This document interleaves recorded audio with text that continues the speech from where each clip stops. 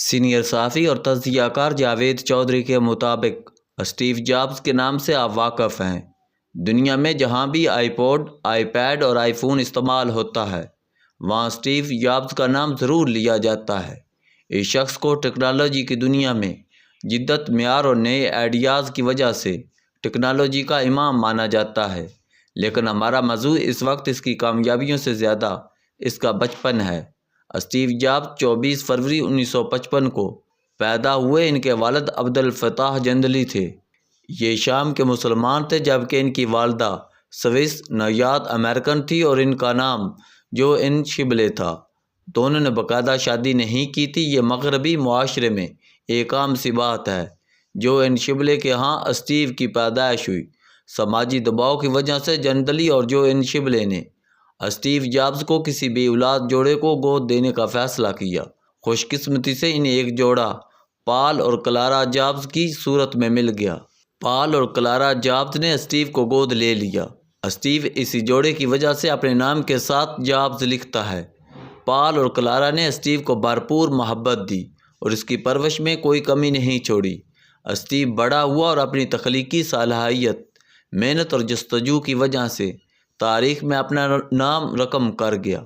آپ چند لمحوں کے لیے سوچیں، اگر پال اور کلارا اسٹیو کو گود نہ لیتے تو شاید آج دنیا میں ایپل کمپنی ہوتی اور نہ ہی آئی فون اور اسٹیو کا نام ایک ساتھ آتا ہے تو جابز بھی لکھا جاتا ہے، جو اصل میں اس گود لینے والی خاتون کے نام کا آخری لفظ ہے۔ Clara jobs. یوں پال اور کلارا جابز اپنے انسان دوست ہونے کی وجہ سے یاد رکھے جائیں گے۔ اللہ کا قانون یہی ہے، وہ انسانوں کی فلاح کے لیے کام کرنے والوں کے نام کو زندہ رکھتا ہے۔ آپ اب ایک دوسری کہانی بھی ملاحظہ کیجیے۔ ایڈگر ایلن پو ادب کی دنیا کا بہت بڑا نام ہے۔ یہ دا ٹیل ٹیل ہارٹ اور دا بلیک کیٹ جیسی کہانیوں کا تخلیق کار ہے۔ پو بے شمار ایسی کہانیوں، نغموں اور ناولز کا ذخیرہ چھوڑ کر گیا جو انگریزی ادب کی دنیا میں لمبے عرصے تک پڑھی جائیں گی۔ ایڈگر ایلن پو 1809 میں پیدا ہوا۔ 200 سال ہو گئے ہیں اس کا لٹریچر اور نام زندہ ہے۔ پو کے والدین تھیٹر اداکار تھے، لیکن وہ دونوں اس وقت انتقال کر کے جب ایڈگر ایلن پو صرف 3 سال کا تھا۔ والدین کے بعد جان ایلن اور فرانس ایلن نے پو کو گود لے لیا۔ فرانس ایلن کی کوئی اولاد نہیں تھی۔ اس نے پو کو محبت اور شفقت کے ساتھ پالا۔ پو پوری زندگی اپنی تحریروں میں گود لینے والی اپنی ماں کا ذکر کرتا رہا۔ جان ایلن بھی پو کی پرورش کے معاملے میں اپنی بیوی کا بھرپور ساتھ دیا تھا۔ یوں یہ یتیم بچہ پلا، اس نے تعلیم حاصل کی اور بعد ازاں اس نے بڑا ہو کر انگریزی ادب میں اپنا نام اور مقام پیدا کیا۔ ایڈگر ایلن پو میں ایلن لفظ اسی گود لینے والے جوڑے کا نام سے لیا گیا ہے۔ سوچئے، اگر ایڈگر کو یہ خاندان سہارا نہ دیتا، یہ اسے گود نہ لیتا، تو کیا دنیا میں ایڈگر اور اس جوڑے کا نام لینے والا کوئی موجود ہوتا؟ کسی انسان کے ساتھ حسن سلوک کی وجہ سے اللہ کا قانون حرکت میں آیا اور یوں یہ جوڑا اور اسی کا نام امر ہو گیا۔ ہمارے ملک میں لاکھوں بچے اچھی خوراک اور تعلیم سے محروم ہیں۔ 2.62 کروڑ بچے کاغذ اور سیاہی کی خوشبو سونگھنے سے محروم ہیں۔ یہ 2.62 کروڑ بچے بھی اسٹیو جابز اور ایڈگر ایلن پو ہیں۔ ان میں کتنا ٹیلنٹ چھپا ہے، یہ صرف اللہ تعالیٰ جانتا ہے۔ ان بچوں کی تعلیم ایک بہت بڑا چیلنج ہے۔ اس وقت ریاست کے پاس اتنے وسائل نہیں ہیں کہ یہ اس خوفناک چیلنج سے ترجیحی بنیادوں پر نپٹ سکے۔ لہٰذا پاکستان میں بہت سے لوگ انفرادی طور پر اور کئی ادارے اجتماعی طور پر تعلیم کے اس بحران کا مقابلہ کرنے کی کوشش کر رہے ہیں۔ ریڈ فاؤنڈیشن بھی ان اداروں میں سے ایک ادارہ ہے۔ میں گزشتہ کئی سالوں سے اس ادارے سے واقف ہوں۔ میں ان کے ساتھ رضاکارانہ طور پر بھی کام کرتا ہوں۔ ریڈ فاؤنڈیشن تعلیم کے میدان میں کمال کر رہی ہے۔ یہ 400 تعلیمی ادارے، 120 لٹریسی سینٹر اور 59 گورنمنٹ آف پنجاب کے تعلیمی اداروں کا انتظام سنبھال چکی ہے۔ 1.25 لاکھ بچے ان اداروں میں پڑھ رہے ہیں۔ ان 1.25 لاکھ بچوں میں 30,000 یتیم اور غریب بچے ہیں۔ یہ بچے فاؤنڈیشن کی کفالت پروگرام سے مستفید ہو رہے ہیں۔ 8,000 بچوں کو گھروں میں راشن کے لیے سپورٹ بھی دی جاتی ہے، جبکہ 14,000 بچوں کو مکمل تعلیمی کفالت کی جاتی ہے۔ 16,000 غریب بچوں کے لیے مفت تعلیم کا انتظام کیا جاتا ہے۔ ان بچوں میں کئی اسٹیو جابز، ایڈ گریلین چھپے ہوئے ہیں۔ ان میں کئی سائنسدان، انجینئر، ادیب اور بزنس مین موجود ہیں۔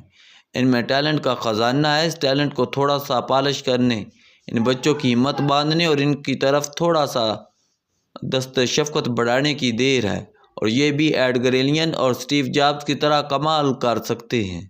اور ہو سکتا ہے یہ توفیق بھی اللہ نے آپ کے حصے میں لکھی ہو۔ رمضان المبارک کے مہینے کا آغاز ہو چکا ہے۔ آپ اس مہینے میں اپنی صدقات اور فطرہ دیتے ہیں۔ مسلمان اس مہینے میں بھوکے رہ کر بھوک کا احساس کرتے ہیں، پیاسا رہ کر پیاس کا ذائقہ چکھتے ہیں، جس کے بعد ان کے دل میں بھوک اور پیاس سے سکھتے انسانوں کے لیے احساس پیدا ہوتا ہے۔ مسلمان ہر سال یہ پریکٹس کرتے ہیں۔ اللہ نے رمضان کے روزے فرض کر کے اس احساس کو زندہ رکھنے کی تا قیامت یاد دہانی کا انتظام کر دیا۔ اس رمضان میں آپ اپنی صدقات، فطرہ اور عطیات سے اپنے لیے صدقہ جاریہ کا اکاؤنٹ کھول سکتے ہیں۔ آپ 48,000 روپے دے کر کسی ایک بچے کے لیے سال بھر تعلیم کا بندوبست کر سکتے ہیں۔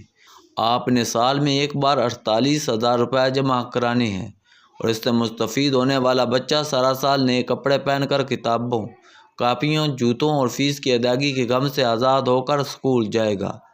اس کی خوشی کا احساس سارا سال زندہ رہے گا۔ اس کی ماں کے ہاتھ سارا سال آپ کے لیے اٹھتے رہیں گے۔ آپ کی معمولی سی رقم آپ کی عدم موجودگی میں آپ کے لیے دعا بن جائے گی، آپ کی ڈال بن جائے گی، اور آخرت میں اللہ اور اس کے رسول کے قرب کا ذریعہ بن جائے گی۔ آپ یوں ہی کسی بچے کی کفالت کی ذمہ داری لے لیں اور 48,000 روپے سالانہ فاؤنڈیشن کے بینک کے اکاؤنٹ میں ٹرانسفر کریں گے، تو فاؤنڈیشن کا نمائندہ آپ کو رقم کی رسید کے ساتھ بچے کی تفصیل آپ کو ارسال کر دے گا۔ سال کے آخر میں آپ کو بچے کی پروگریس رپورٹ تازہ تصویر کے ساتھ ارسال کی جائے گی، اور اگلے سال کے لیے یاد دہانی کروائی جائے گی۔ یوں آپ اگر کفالت جاری رکھنا چاہیں گے تو سلسلہ مزید آگے چلتا رہے گا، ورنہ کوئی دوسرا خوش قسمت شخص اس بچے کے لیے وسائل فراہم کرنا شروع کر دے گا۔ فاؤنڈیشن یہ کام 30 سالوں سے کر رہی ہے۔ فاؤنڈیشن نے مخیر حضرات کی تعاون سے 200 سکولز کی اپنی عمارت بنا لی ہے، اور کئی مزید زیر تعمیر ہیں۔ کئی لوگوں نے اپنے پیاروں کے نام سے مکمل سکولز بھی تعمیر کیے ہیں۔ کئی مخیر حضرات نے اپنی ذات ضروریات جائیدادیں فاؤنڈیشن کو عطیہ کی ہیں۔ یوں سینکڑوں لوگ اس کار خیر سے جڑ چکے ہیں۔ آپ اپنی زکوٰۃ، صدقات، عطیات اور فطرہ سے ان یتیم بچوں کی کفالت کر سکتے ہیں۔ ایک بچے کا سالانہ خرچ 48,000 روپے ہے۔ آپ بچے کی ذمہ داری نہ لینا چاہیں تو آپ جو بھی رقم دے سکتے ہیں وہ ارسال کر دیں۔ آپ کی یہ رقم یتیم بچوں کے لیے قائم پول فنڈ کے اکاؤنٹ میں جائے گی۔ آپ اپنی ہمت اور استطاعت کے مطابق زیادہ بچوں کو بھی فنانس کر سکتے ہیں۔ میرے ایک مہربان دبئی میں رہتے ہیں، یہ 250 بچوں کی کفالت کر رہے ہیں۔ میرے اس کالم کے ذریعے آپ سے اپیل ہے، آپ اپنا دست شفقت بڑھائیں، اپنی زکوٰۃ، صدقات اور عطیات فاؤنڈیشن کو ارسال کریں۔ اللہ تعالیٰ دنیا اور آخرت دونوں جہاں میں آپ کی مدد فرمائے گا۔